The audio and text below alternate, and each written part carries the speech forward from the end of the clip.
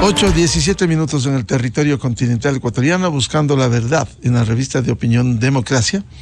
Queremos saludar a nuestros siguientes invitados: el doctor Jorge Benavides, viceministro del Servicio Público del Ministerio del Trabajo; el economista José Hidalgo Pallares, director de Cordes; y el economista Jaime Carrera, secretario técnico del Observatorio de la Política Fiscal. Les convocamos a hacer un análisis, unas reflexiones respecto de la realidad del empleo, el subempleo, el desempleo en el Ecuador, en definitiva, la consecución de un pleno empleo en el país, para lo cual se requieren algunos ingredientes, por cierto, que este país debiera tener seguridad, certeza jurídica, debiera contar con esa certidumbre que permita apuntar sobre esa base a la generación de mayor fuente de empleo. Pero ¿cuál es la realidad también que se ha reflejado durante los últimos tiempos? Y es bueno conocer cómo se ha incrementado las fuentes de empleo, en qué provincias, dónde se redujo. Es bueno identificar eso. Quisiera empezar con el doctor Jorge Benavides. ¿Cuál es la realidad actual, si se desglosa, tanto del empleo cuanto el subempleo, el desempleo, el empleo pleno en el Ecuador? Muy buen día. Buenos días, Miguel. Muchas gracias por la invitación. Un cordial saludo al economista Carrera, así como al economista Hidalgo, y a todas las personas que esta mañana siguen el diálogo. Ciertamente, como Gobierno Nacional y en particular como Ministerio del Trabajo, es el ente rector de la política pública en materia de trabajo, como señala la Constitución de la República, y se encarga también de establecer los lineamientos generales en materia de talento humano del servicio público, que es lo que yo me encargo, y el tema de remuneraciones en el ámbito de los servidores públicos. En ese contexto, per se, el Ministerio del Trabajo no genera las condiciones exclusivas para la generación de empleo, sino que se encarga de establecer los marcos regulatorios, la política pública en general, que en conjunto con otras medidas, como usted ha señalado, Miguel, que tienen que ver con las otras carteras del Estado y, por supuesto, dado la mano con el ámbito de los sectores productivos, se genera empleo en Ecuador. De modo general, de los 8.564.000 que tiene la población económicamente activa, podemos señalar que a corte de diciembre del 2022, cerca del 34.8% de esa población económicamente activa es parte del empleo adecuado. Es decir, 2.982.000 personas tienen un empleo adecuado. Y esto en alguna medida es importante porque demuestra una suerte de reactivación, una suerte de recuperación de los índices que eran previos a la pandemia. Si recordamos como marco general, la propia Organización Internacional del Trabajo ha dado cuenta que en la región de América Latina las condiciones de empleo que se han generado posteriormente a los meses más fuertes de la pandemia se generan en el ámbito de la informalidad. Entonces, señalar que a diciembre del 2022 los indicadores dan cuenta de una mejora en el empleo adecuado es importante porque se va recuperando los niveles prepandémicos. Evidentemente hay una serie de temas que hay que tener en consideración y generalmente esto ya los especialistas, que son los economistas, las personas que trabajan con el tema de las estadísticas, hacen la comparación, por ejemplo, entre diciembre del 2021 y diciembre del 2022. Y en las principales provincias, yendo a su pregunta, que cómo está dentro de cada uno el mercado de empleo en las provincias, si se compara diciembre del 2021 con diciembre del 2022, tanto en Guayas, por poner un ejemplo, en Pichincha, en Manabí, en Azuay, como en Zamora Chinchipe, por dar una muestra general, se da cuenta de que ha habido un aumento importante en el ámbito del empleo adecuado. Por señalar una cifra, por ejemplo, a diciembre del 2021 en Guayas existían 931.765 personas con empleo adecuado y en diciembre del 2022 980.109. En Pichincha, por ejemplo, en diciembre del 2021 596.651 y en diciembre del 2022 648.361 personas tienen un empleo adecuado. Evidentemente, dentro del marco regulatorio es importante destacar que el Ministerio de Trabajo ha implementado un proceso ordenado de organización del tema de la normativa interna. Por ejemplo, a través de acuerdos ministeriales que hacen más sucinto el proceso de inscripción de contratos, en sí de todo el procedimiento contractual, que son elementos importantes con la finalidad de reactivar el mercado económico. Por otro lado, también el ministro de Trabajo, Patricio Donoso, en meses anteriores emitió ya el acuerdo ministerial que regula de manera adecuada los nuevos contextos el teletrabajo. Recordar que en Ecuador el teletrabajo está regulado desde el año 2016 para el ámbito de lo privado y a partir del año 2017 para el ámbito de lo público. Obviamente en la época de pandemia se reguló en los años 2020 de una manera especial a partir de las particularidades propias de los meses fuertes de la pandemia, pero ya actualmente se ha recogido esta normativa. En definitiva, ¿qué se ha hecho? Ordenar todo lo que tiene que ver los trámites para hacer una importante simplificación, reducción, que vuelva más sencilla la contratación y por otro lado también reflejar las nuevas realidades que tienen en el ámbito de lo virtual. Entonces, con una serie de medidas que supongan facilitar los procesos contractuales que se llevan a cabo en el Ministerio del Trabajo, son pasos concretos de cara a la reactivación. Obviamente los acuerdos comerciales internacionales que el gobierno nacional de manera importante está llevando a cabo, por ejemplo, lo que se dio ayer en Costa Rica, procesos de negociación con Corea y demás, son señales importantes, además de los créditos para el sector productivo. Obviamente, reitero, desde la competencia propia del Ministerio de Trabajo, simplificación de trámites, dar cuenta de nuevas realidades como es el teletrabajo, son pasos importantes de cara a la reactivación. Y finalmente también lo que se está haciendo con sectores productivos es una suerte de difusión de normativa infralegal, de acuerdos ministeriales, por ejemplo, el contrato productivo, que se acoplan mejor a las realidades complejas que actualmente vive el Ecuador. Es un lugar común el señalar que el Código del Trabajo de 1938 no se adecua a los contextos actuales y por tanto es necesario una reforma de la normativa legal. El Gobierno Nacional, el Ministerio de Trabajo, de manera responsable se ha tomado esa obligación, pero como es de conocimiento público, finalmente esas iniciativas, tanto la Ley de Oportunidades Laborales como el tema de la ley de generar reactivación económica a través de las inversiones, en su momento no tuvieron aceptación por parte de la legislatura. Y hay que tener en consideración que hay aspectos nucleares del derecho al trabajo que se regulan por medio de ley. Hay lo que se denomina en el ámbito del derecho la reserva de ley. Entonces hay aspectos centrales del tema laboral que solamente pueden ser trabajados por medio de un proyecto de ley, de iniciativa del presidente de la República y que luego sea tramitado debidamente por parte de la Asamblea Nacional. Pero bueno, más allá de esos inconvenientes que son de dominio público, el Ministerio del Trabajo, a través de simplificación de trámites, a través del tema de regulación puntual de teletrabajo y otras iniciativas y las inspecciones que se hacen constantemente para que se cumplan con los derechos de los trabajadores, apunta en dirección a una recuperación del empleo adecuado, porque el problema del empleo, como es un lugar común también señalar, es estructural y sobre todo lo que se apunta es a una formalización del empleo, porque la idea del subempleo, la idea de la informalidad, como señala la Encuesta Nacional de Empleo, Desempleo y otras formas de informalidad del Instituto Nacional de Estadísticas y Censos, da cuenta de que el problema real y fuerte que tiene el Ecuador es, o se traduce en la pregunta de cómo volver a un empleo adecuado o convertir en un empleo adecuado a aquellas personas que actualmente se mantienen en la informalidad.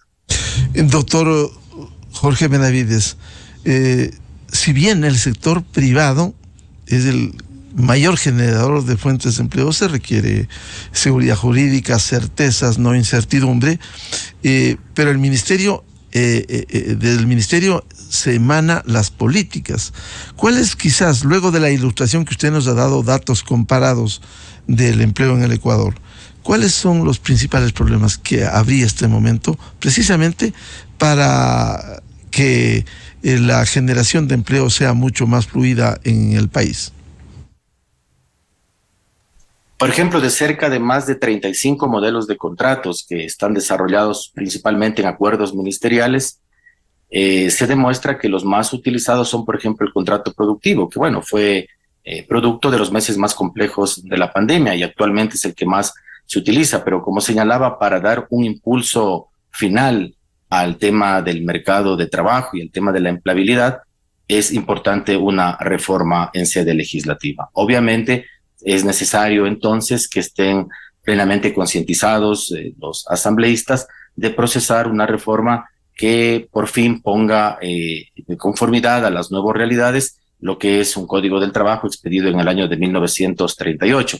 Medidas concretas también aluden, por ejemplo, dentro de las competencias del Ministerio de Trabajo, como señalaba, el tomarse en serio, por ejemplo, en el ámbito de lo que tiene que ver con las inspecciones que se realizan a las distintas empresas, a los distintos empleadores. Por ejemplo, tener en consideración que en el ámbito del empleo adecuado, el ámbito más importante está en el comercio, que refleja empleo adecuado cerca de 540.357 personas que están en ese ámbito del comercio, o en la industria los 427.736, o en la agricultura y ganadería cerca de 279.000 personas que están en ese ámbito, o en la enseñanza 271.000, y en el ámbito del transporte que superan los 231.000. ¿Qué hacemos? El tema de las inspecciones. ¿Qué hacemos? Simplificación de trámites, pero los temas esenciales que supone, por ejemplo, el establecimiento de temas de legislativos que tienen que ver con impuestos, por ejemplo, incentivos tributarios, todo se procesa por vía de reforma legislativa. Hay temas importantes, por supuesto, también que no solamente son parte de esta administración, pero que fueron también en su momento de iniciativa de administraciones pasadas, y cuando la legislatura lo aprobó, como la ley de empleo violeta y estas cosas que precisamente apuntan y en ese sentido a mejorar sobre todo los índices que tienen que ver con empleabilidad de las mujeres. La ley de oportunidades laborales que el gobierno nacional presentó en el año 2021, cuya socialización fue importante, cuyo debate, incluso liderado por el ministro Donoso en distintas mesas de trabajo, contenía una serie de elementos que volvían más dúctil el mercado laboral en tiempos complejos. Por ejemplo, esta posibilidad de que las 40 horas de trabajo no se distribuyan solamente en 5 días de la semana, sino que en 6 días, la posibilidad de eliminar recargos, por ejemplo, a los contratos eventuales. Es importante señalar la importancia, el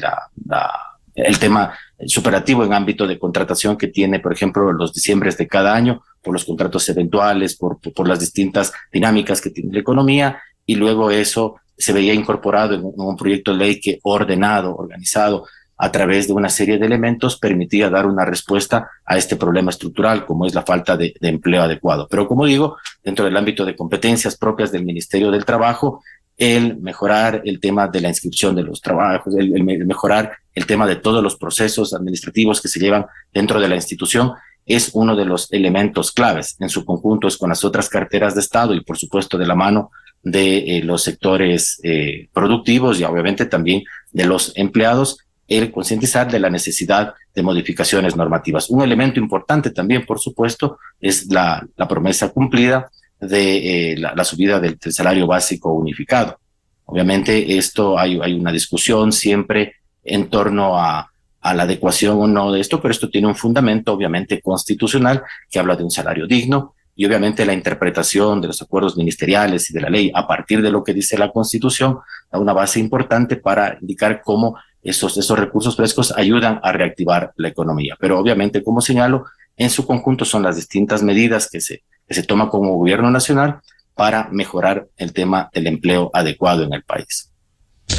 Bienvenido al economista Jaime Carrera, secretario técnico del Observatorio de Política Fiscal. ¿Cómo ve este panorama, partiendo de los sucesos, el entorno que es tan fundamental, la necesidad de generar certeza, confianza, seguridad jurídica, el tema del empleo en el Ecuador? Más aún, como bien decía el señor viceministro Benavides, aquí hay necesidad de una reforma laboral, pero sabemos que quien hace las reformas legales es la Asamblea, y esa Asamblea mediocre, lastimosamente, lo único que busca este momento la mayoría, el caos y la desestabilización en el Ecuador. ¿Cómo ve el panorama laboral en el Ecuador con los datos que se ha ilustrado esta mañana? Buen día.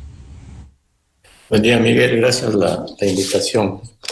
Un saludo a Jorge y a José.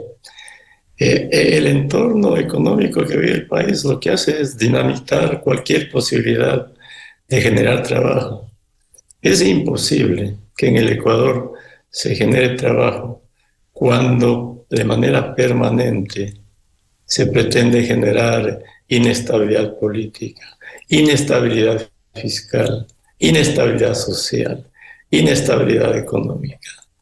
No hay sector en el Ecuador que no pretenda desestabilizar el país. se oponen a las inversiones, se oponen a manejar de manera sostenida las cuentas públicas, se oponen a la estabilidad política, se oponen a reformas para generar trabajo, se oponen a reformas para atraer inversiones. Pero por el otro lado, piden todo del Estado. El Ecuador somos todos, pero al Ecuador se pide trabajo, que no se da trabajo, que no hay dinero para educación, que no hay dinero para salud, y se forza al Estado a más inestabilidad. El problema del empleo es un problema acumulado de los últimos 40 años, desde la reconstrucción o la restitución de la democracia en 1980. Los 80s y 90s, el Ecuador vivió en permanente inestabilidad. Inestabilidad fiscal, inestabilidad económica. En los 90s comenzó la inestabilidad política. Se tumbaron presidentes, más otros factores. Todos estos factores de inestabilidad destruyeron el Sucre. Hoy vivimos lo mismo. En los primeros años de dolarización, el Ecuador tuvo una evolución favorable en todos los aspectos. Sin embargo, se tumbó a Gutiérrez. ¿Cuál fue la consecuencia? Una era de 10 años de destrucción de las cuentas públicas, de destrucción de la economía, de déficits fiscales permanentes, 10 años de colocar bonos basura a tasas elevadas, 10 años de deudas con China llenas de corrupción, 10 años de tomar las reservas del Banco Central. ¿Cómo se iba a generar trabajo? 10 años de aumento de la burocracia. Luego vino la pandemia, totalmente destruido el Ecuador, sin defensas, sin reformas, sin ahorros, con déficit elevado.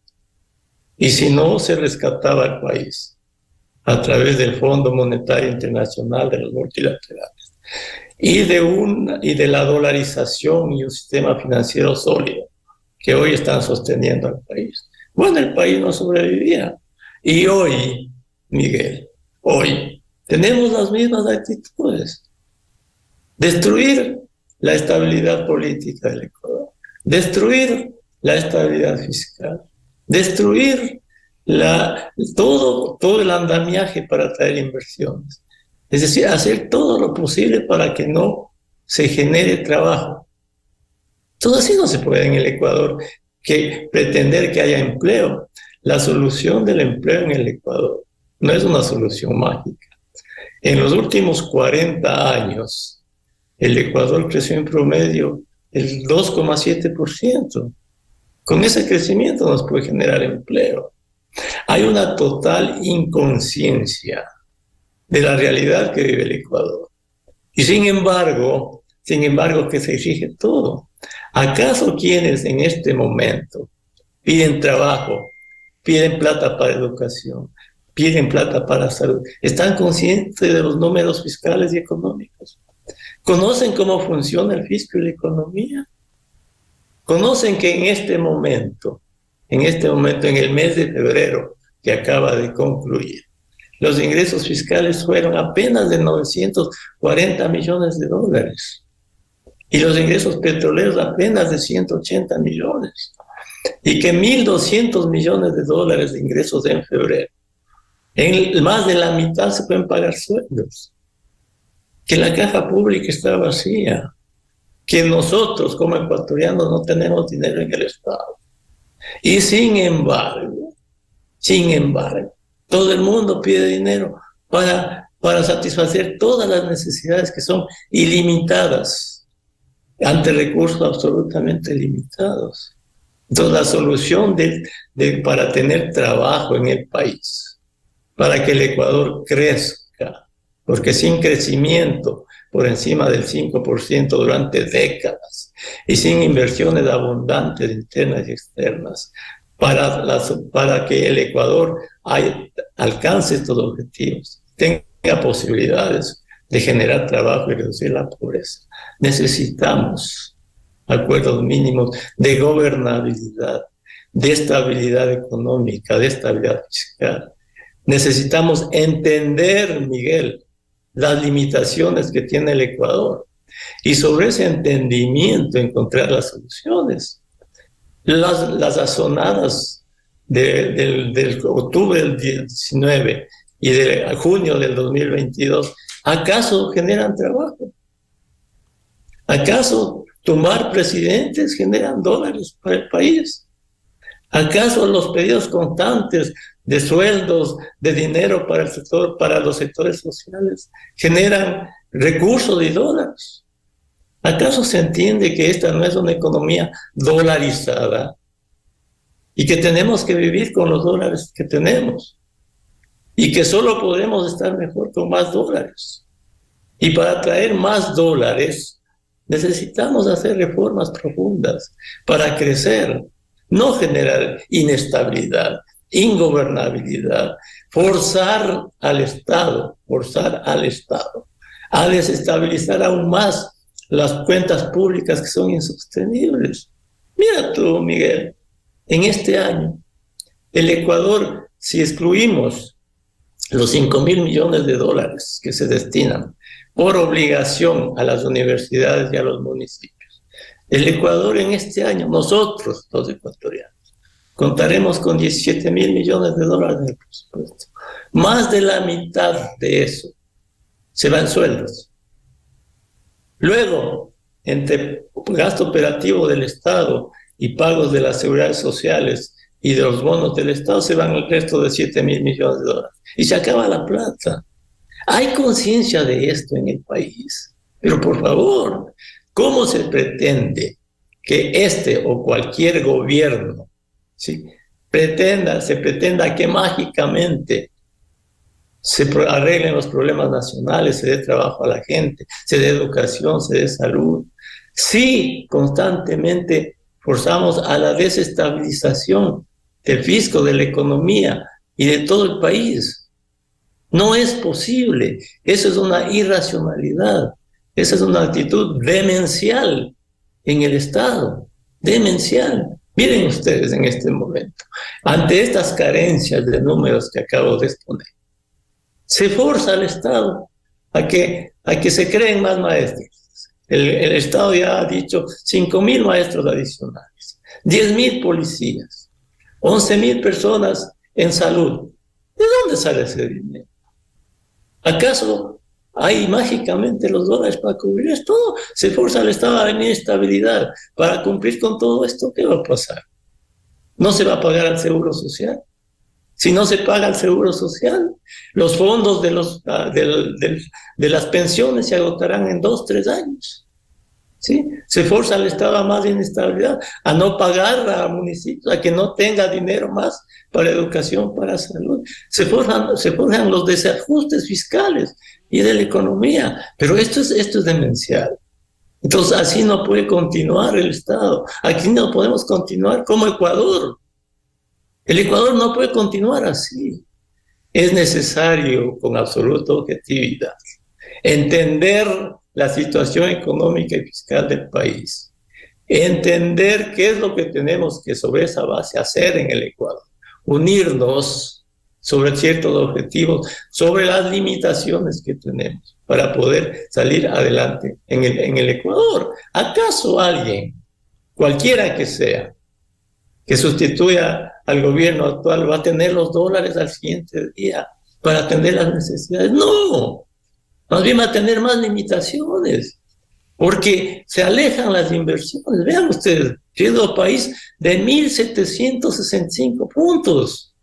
Imposible que con un riesgo de esa naturaleza vengan inversiones al Ecuador para generar trabajo. El sector público no tiene un solo dólar para invertir. No tiene, el Estado no tiene. No hay dólares. Porque se forza al Estado a que pretenda gastar lo que no tiene. A propósito, economista Jaime Carrera, a propósito de lo que usted señala, mucho se escucha a dirigentes decir, bueno, pero tiene una enorme reserva acumulada, ¿por qué no gasta? Salud, educación, seguridad. Escuchamos eso y le traslado la inquietud. Pero, Miguel, a estos sectores hay que preguntarles primero, ¿Saben cuál es la realidad fiscal del país? ¿Saben cuánto gasta el Estado y cuántos son los ingresos? ¿Entienden lo que es el déficit público? ¿Entienden lo que es la economía? ¿Entienden que además del déficit hay que financiar deudas anteriores? ¿Entienden que la deuda pública ya se renegoció? ¿Entienden que los préstamos de los multilaterales ya han salvado al país? ¿Entienden que la reserva que está en el Banco Central, la reserva es nuestra, es tuya, Miguel, la reserva es de Jorge, es de José, es de los que nos escuchan, porque gran parte de la reserva es de los bancos en los que tenemos los ahorros, y gran parte de la reserva que está ahí es plata de la seguridad social. Entonces, esta irracionalidad que existe, este desconocimiento, lleva a más desajustes. En el Ecuador ha permeado la irracionalidad, Miguel. El Ecuador necesita institucionalizar la sensatez. Este es un país con limitaciones. Y la única manera de salir adelante es, primero, entender las limitaciones fiscales, económicas y de todo género que tiene el Estado, y sobre esa base de claridad en el entendimiento de la realidad, encontrar las soluciones. Las soluciones no están en generar ingobernabilidad. Las soluciones no están en pedirle todo al fisco para dejar la economía. Las soluciones no están en pedir más trabajo y alejar las inversiones. Las soluciones no están en demandar más de maestros, más médicos, más plata para educación y alejar las posibilidades de que el fisco tenga recursos a través del crecimiento de la economía. Las soluciones a los problemas nacionales no están en generar inestabilidad económica y fiscal. Tenemos dos pilares en el Ecuador que nos están sosteniendo en este momento: la dolarización y un sistema financiero sólido. Pero por todos los medios pretendemos contaminar estas bases que nos sostienen en este momento. Cuidemos la dolarización, cuidemos el sistema financiero, cuidemos las cuentas públicas, cuidemos la economía, porque no hay otra manera de que haya trabajo en el país sin estabilidad económica, sin estabilidad fiscal, sin seguridad jurídica, sin gobernabilidad, sin entender que para generar trabajo, para que haya más plata para educación, para salud, para la seguridad social, para eso tenemos que crecer, atraer inversiones, tener orden en las cuentas públicas, en la economía, en el sistema financiero, en la dolarización. Pero por Dios, todo el mundo quiere soluciones mágicas desestabilizando el país, desestabilizando la economía, generando ingobernabilidad. No me atienden, no me cumplen. Los sectores indígenas, los sectores de trabajadores, los sectores sociales, ¿qué han hecho para que la economía crezca? ¿Qué han hecho para que el fisco tenga recursos para atender las necesidades? ¿Qué han hecho para generar gobernabilidad? Hacen todo lo contrario, Miguel. Entonces es necesario que levantemos la voz en el país. Las pocas voces sensatas que hay, para entender que si seguimos en este rumbo, no vamos a tener consecuencias que no sean las que hemos tenido en el pasado. Las que tuvimos en el 99 cuando destruimos el Sucre. Ya llevamos 20 años de dolarización. Queremos destruir la dolarización. Queremos destruir la economía. Queremos destruir al país. El Ecuador no saldrá adelante, Miguel, si no entendemos nuestras limitaciones y no nos ponemos de acuerdo en lo que hay que hacer. El Ecuador necesita 20, 30 años de crecer al 5% anual con estabilidad fiscal, estabilidad política, gobernabilidad y con todo lo que se necesita para producir. Bien. Damos la bienvenida al economista José Hidalgo, director de Cordes. ¿Cómo ve este tema de los datos últimos comparados de empleo, desempleo, subempleo, empleo pleno en el Ecuador? ¿Y cómo lograr políticas que permita fortalecer, dar certidumbre en la generación de fuentes de empleo? Muy buen día, José. Buenos días, Miguel. Un saludo al viceministro Benavides y obviamente también un saludo a Jaime y a la audiencia. Yo quería primero, entonces, siguiendo con su pregunta, Miguel, describir los últimos indicadores laborales para entenderlos tal vez un poquito mejor. El viceministro Benavides tiene la razón en el sentido de que la tasa de empleo adecuado ha mostrado cierta recuperación en los últimos meses.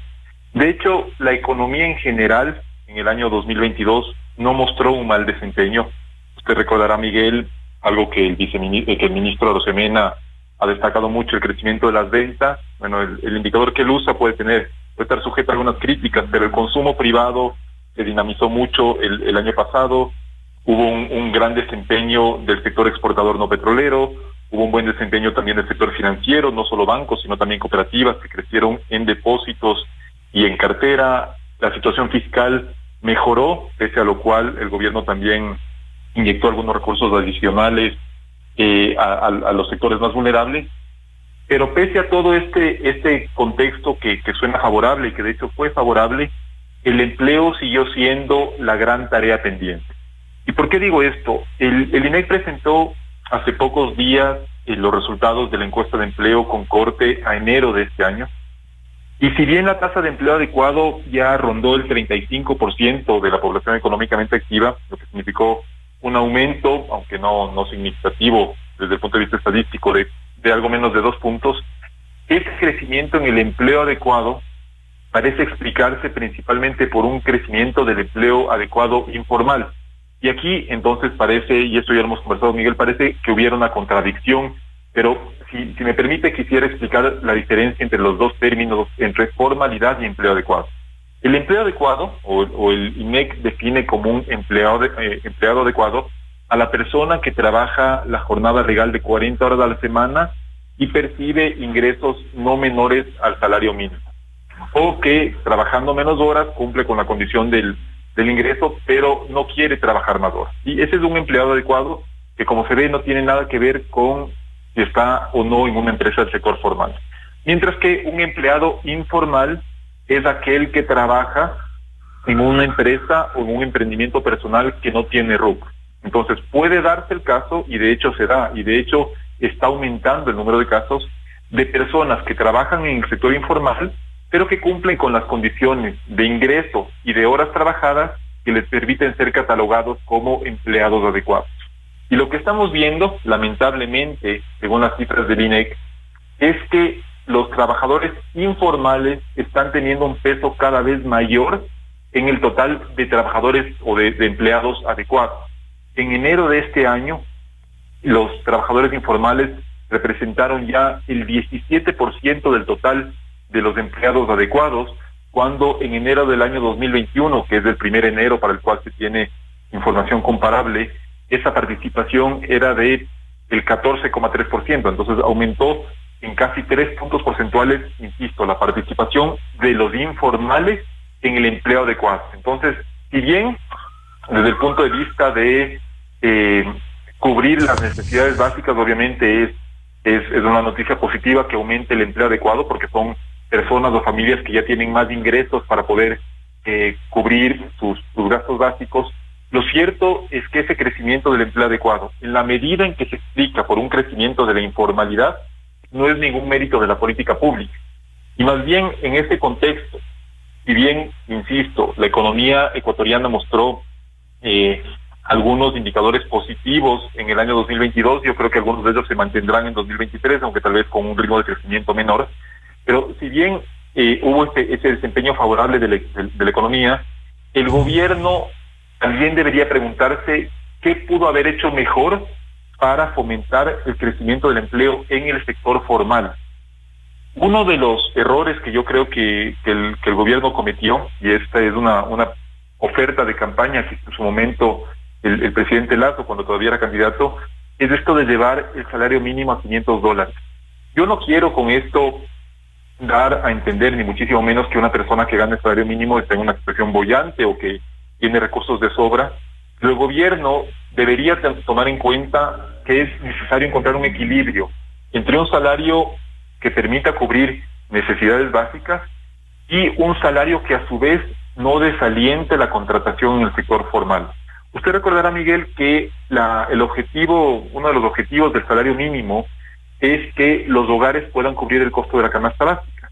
Y para esto no se toma en cuenta un salario, sino que se toma en cuenta, según las cifras oficiales, 1,6 perceptores de ingreso. Entonces, casi 2 personas en un hogar trabajan, y suponiendo 2 personas que ganan el salario mínimo, el costo de la canasta básica ya está favorablemente desde hace algunos años más que cubierto por ese tipo de ingresos. Entonces, si es que ese primer objetivo ya está alcanzado, insisto, esto no significa que las personas que ganan el salario mínimo estén en una situación boyante, ni mucho menos, pero si ese primer objetivo ya está alcanzado, el objetivo de máxima que debería ponerse ahora el gobierno es masificar la contratación en el sector productivo formal, porque esto no solo mejora las condiciones de trabajo de las personas, digamos, tienen sobresueldos, 13º, 14º, fondos de reserva, vacaciones pagadas, sino que también ayuda al gobierno en la medida en que los empleados formales, a su vez, aportan a la seguridad social, que es otro tema, pero obviamente está atravesando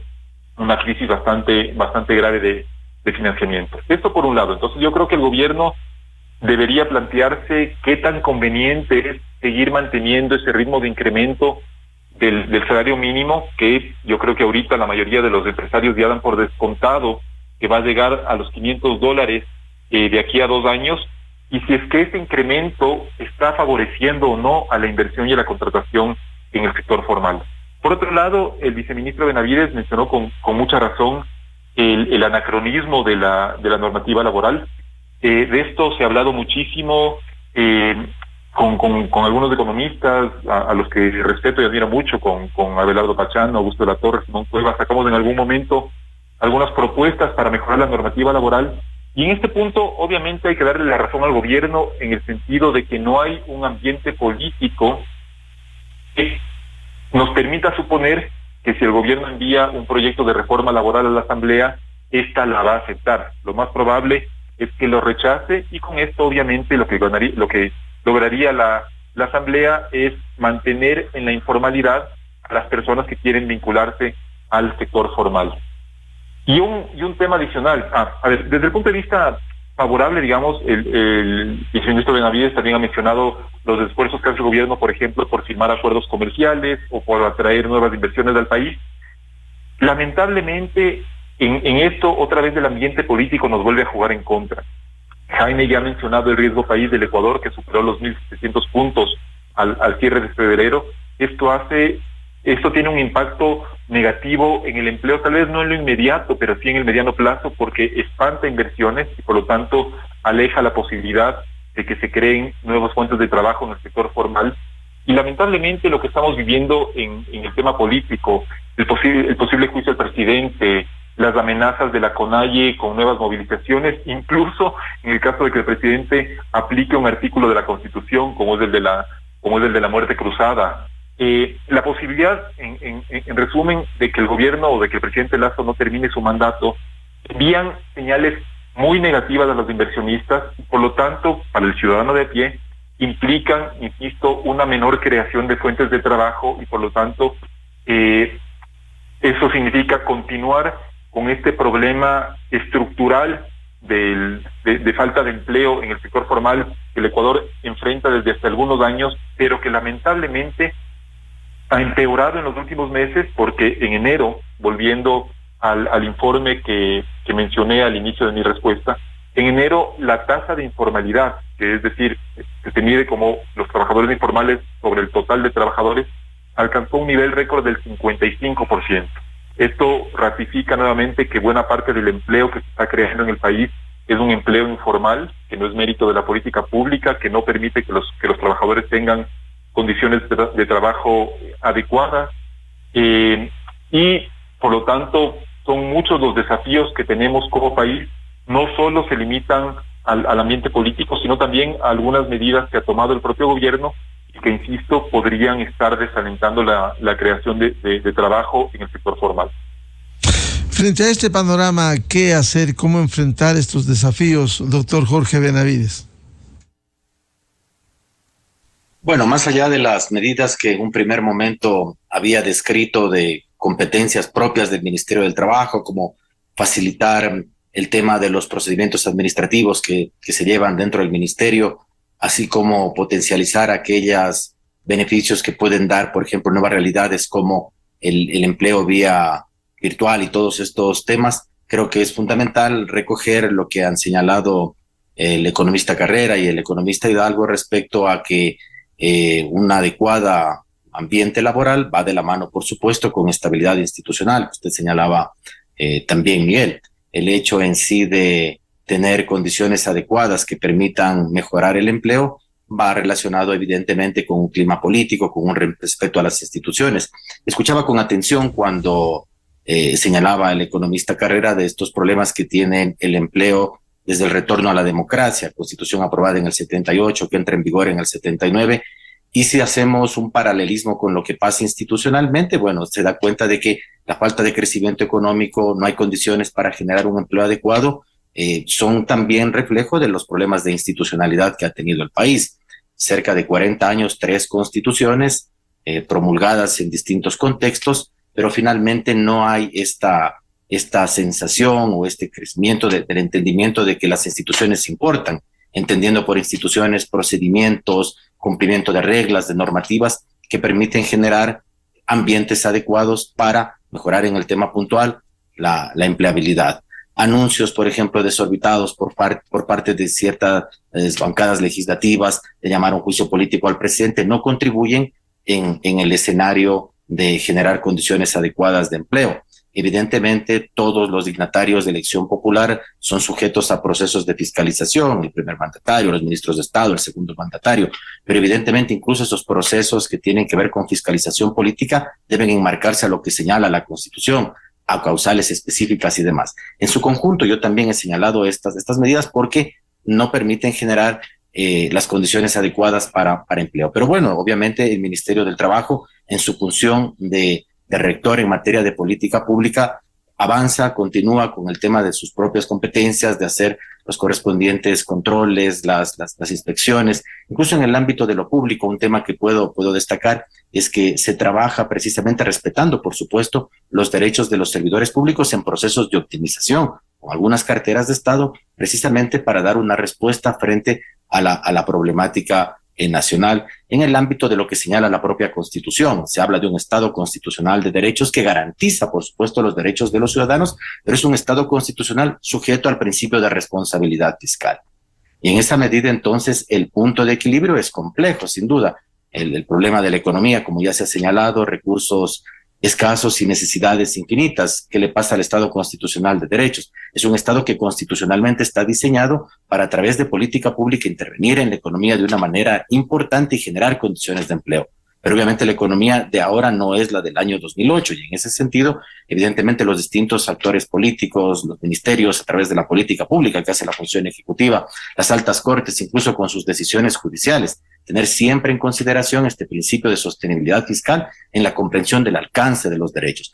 Yo discrepo con el economista Hidalgo respecto a la comprensión del salario básico unificado. Si bien es cierto, hay una fórmula de cálculo en el Código del Trabajo, las normas, y esto es un principio jurídico de las normas infraconstitucionales, por ejemplo, esta fórmula de cálculo del incremento del salario básico unificado cada año debe ser interpretado no solo a partir de lo que dice el Código del Trabajo, sino que la Constitución. Y la Constitución señala, bueno, un salario digno que permita una vida digna.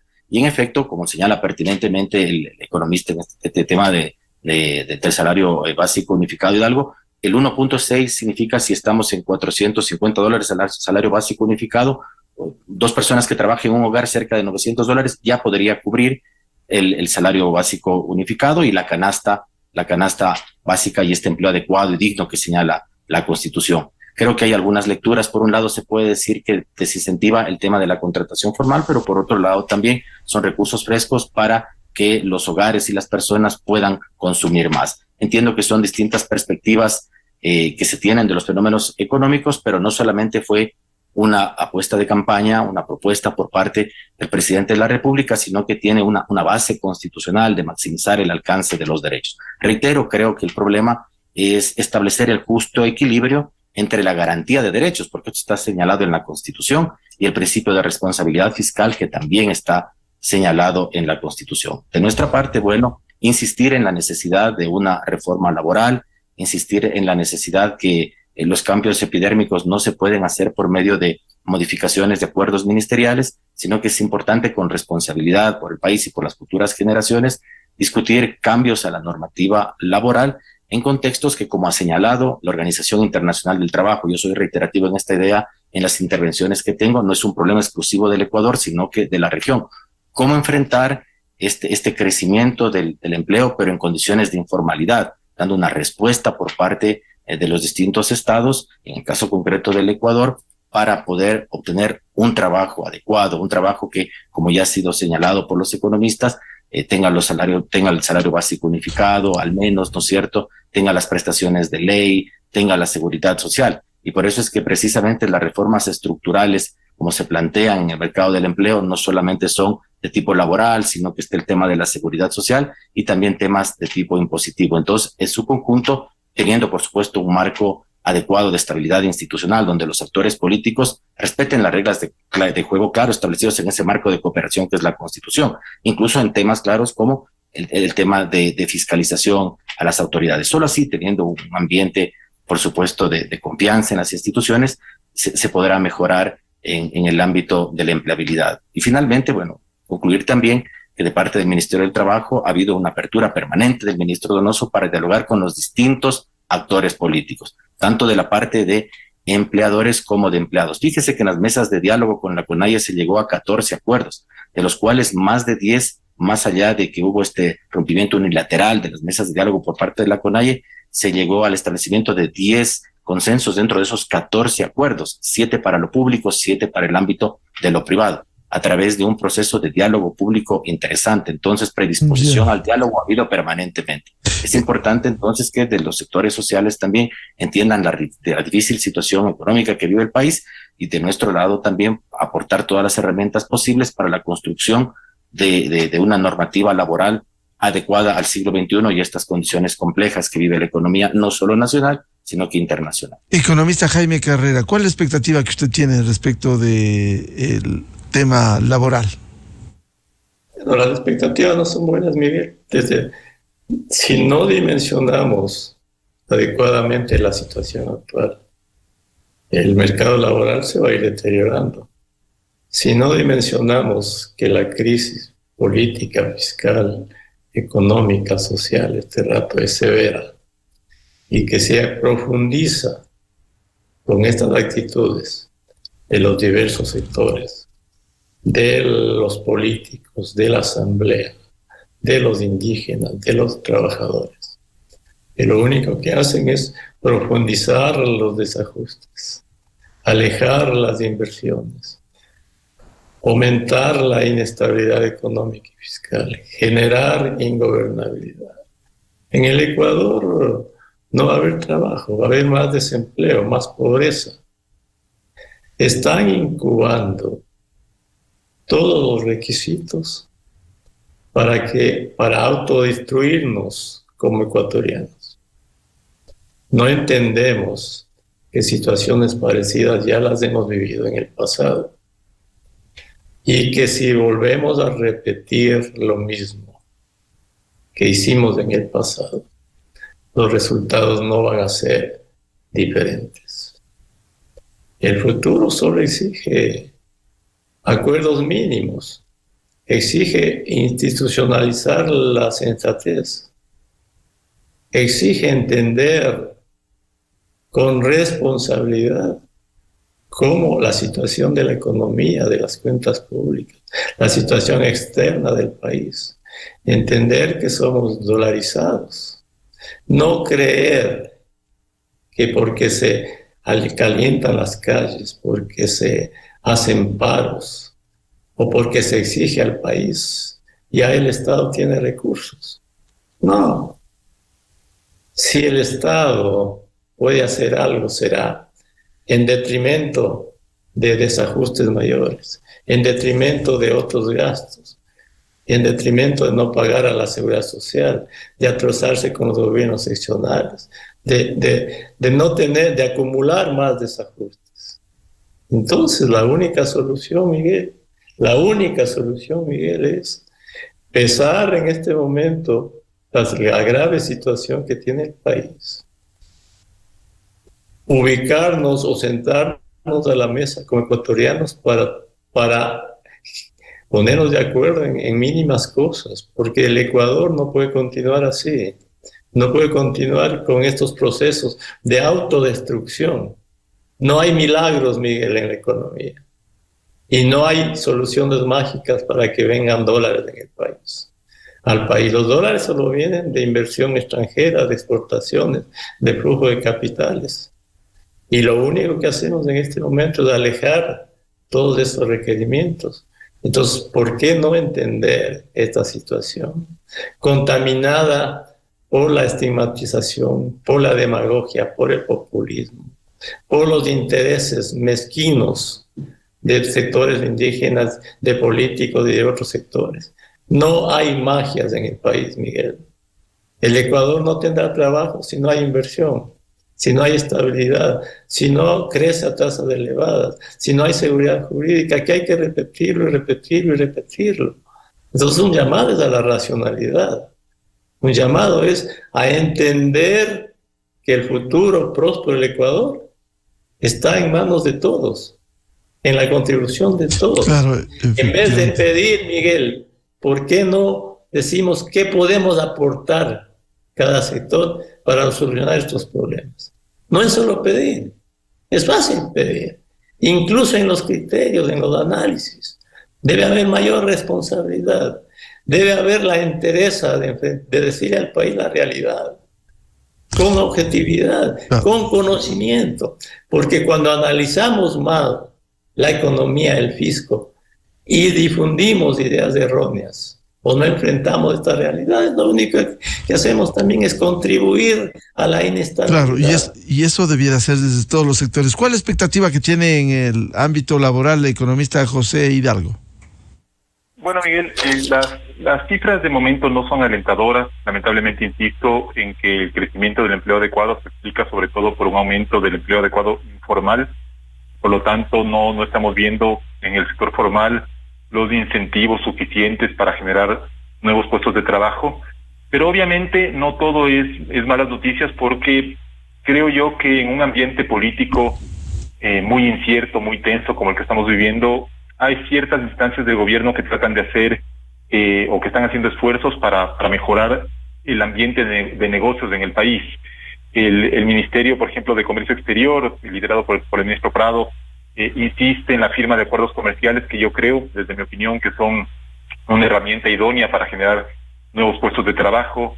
Se está tratando también de mejorar el ambiente para atraer inversiones, pero lamentablemente esto no va a tener, por un lado, resultados inmediatos, porque obviamente esto toma tiempo, siempre y cuando además la Asamblea apruebe los acuerdos comerciales o apruebe cambios normativos en materia de inversión. Y entonces para este año las expectativas son tal vez continuar con una tasa de empleo adecuado en torno al 35% de la población económicamente activa, que va a seguir siendo una tasa inferior a la que teníamos antes de la pandemia, que ya de por sí era una tasa bastante mediocre, y seguramente continuaremos viendo un nivel de informalidad por encima del 50% de los trabajadores. Entonces, insisto, creo que en ese contexto el gobierno, sabiendo que buena parte de la responsabilidad de este mal ambiente recae sobre la Asamblea y sobre otros actores políticos, creo que el gobierno, en lo que le concierne, debería evaluar con detenimiento si es que las medidas en materia laboral, principalmente las relacionadas con el salario básico, que ha venido implementando son adecuadas y beneficiosas para fomentar la creación de trabajo en el sector formal. Bien, la revista de Opinión Democracia agradece el aporte al análisis del tema laboral y la coyuntura que vivimos al señor viceministro del Ministerio del Trabajo, doctor Jorge Benavides, y a los economistas Jaime Carrera y José Hidalgo. Muchas gracias, muy buen día. Buenos días, gracias. Muchas gracias. Muy buen día. Buscando la verdad, cerramos la jornada de entrevistas y debates, la opinión diversa y libre en la revista de Opinión Democracia, a través de Exa FM, Democracia M y Democracia TV. Les recomendamos, ya viene en Exa FM el show de la papaya, y a los miles de seguidores de la revista de Opinión Democracia, un feliz jueves. Muy buen día a todos. Miguel Rivadeneira en la revista de Opinión Democracia. Ponte. Ponte.